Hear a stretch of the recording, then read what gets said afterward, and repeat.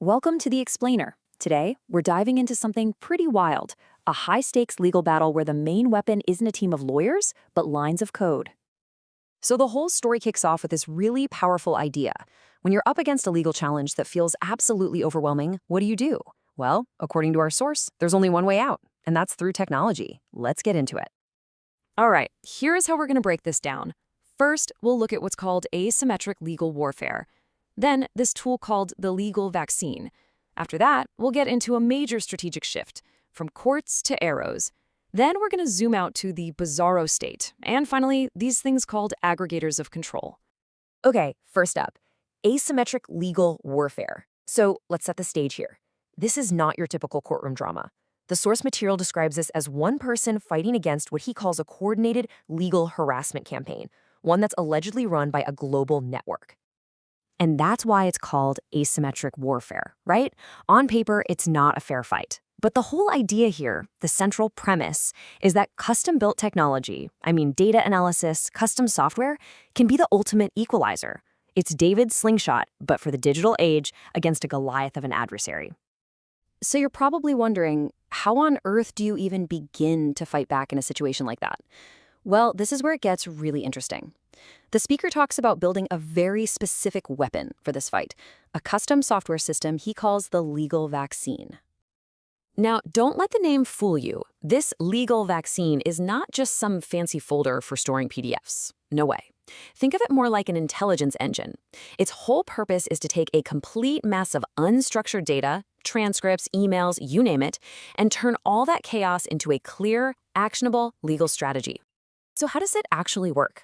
Well, it's pretty much a four-step process. First, it just sucks in all the data, court filings, transcripts, emails, everything. Then it starts the heavy lifting, semantic analysis. It's basically reading and understanding all that text to figure out who's who and what's what.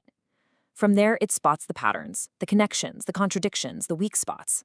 And finally, boom, it generates actual legal arguments, all backed by data. And this is the core idea, the real secret sauce here. The most powerful weapon in this whole thing is turning messy, unpredictable human interactions into cold, hard, structured data. It's kind of like taking a tangled ball of yarn and neatly winding it up. Once it's structured, you can use computers to analyze it, and that's when you start seeing the things no human eye could ever catch, the hidden patterns, the vulnerabilities. Okay, so they built this system, and that leads us to the absolute heart of this whole story. This is the moment where everything changes. It's a massive strategic shift that happened because of the insights the system provided. So at first, they were using the system to answer a pretty standard legal question. Okay, we've got all these different court cases. Which one is our biggest liability? Where should we focus our energy? Makes sense, right? But then the data showed them something else, a completely new and way more powerful way of looking at the problem. And here's the breakthrough. They realized they were asking the wrong question. They were so focused on the individual courts, the nodes in the network. But the real power wasn't in the nodes. It was in the connections between them, the arrows. So they stopped asking which court is the weakest and started asking which connection, which arrow we can create will apply the most pressure. It's a total game changer. So what exactly is an arrow? It's pretty clever, actually. An arrow is when you strategically file a document in one court for the sole purpose of officially notifying them about something really important, like a major violation that's happening in a different court. You're literally creating a link. You're forcing Court A to be aware of Court B. It's not just paperwork. You're connecting their fates, making them both part of the same story. And they even came up with a formula to figure out which arrows were the most powerful. It's a multiplier. You take how bad the violation is, you multiply that by how obvious the bias is, and then this is the key. You multiply that by the power of the court you're telling. It's not just about finding a problem, it's about telling the right, powerful person about it in the most compelling way. And what happens when you get that formula right? Well, you get what the source calls an explosive combination. The idea is to create a situation that is so undeniable, so toxic, that the most powerful court you've informed simply cannot ignore it.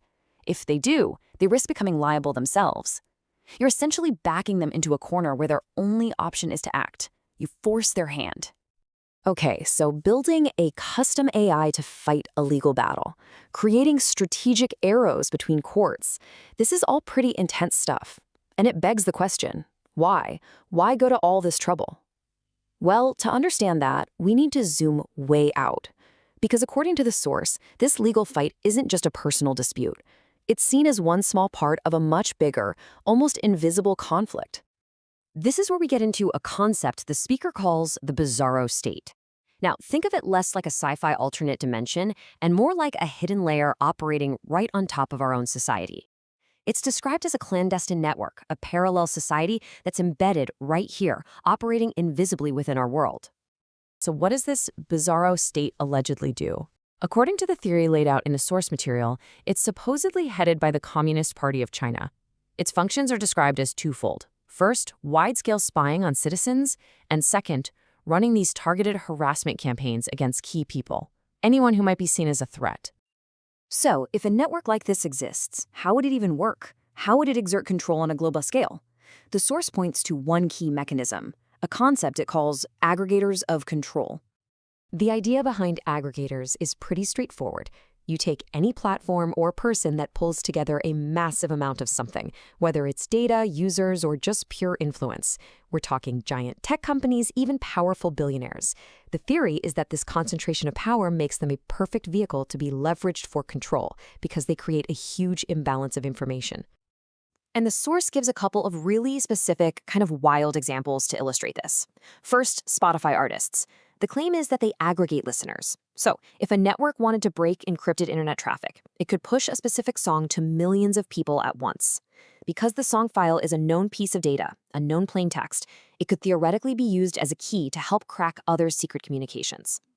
The second example is tech billionaires. They're described as aggregators of people by employing a huge chunk of the tech workforce. And to give you a sense of scale on that second point, the source alleges that just a handful of these billionaires employ 1% of the entire U.S. workforce. Think about that. The argument is that by consolidating so much of the tech talent, they gain incredible access to personal and professional information, which, in this worldview, makes them a prime tool for control. So let's bring it all back to that legal fight we started with. Using this technology, this whole arrow strategy, it's not just about playing defense. The ultimate goal is to go on the offensive. It's about using the data to engineer what the speaker calls a checkmate situation, where you use your opponent's own actions, their own data trail, to trap them completely. Which leaves us with a pretty heavy question to think about. As law and data analysis become more and more intertwined, and legal fights can be modeled, predicted, and maybe even won by code, who's going to be writing that code? And what does that mean for the future of justice?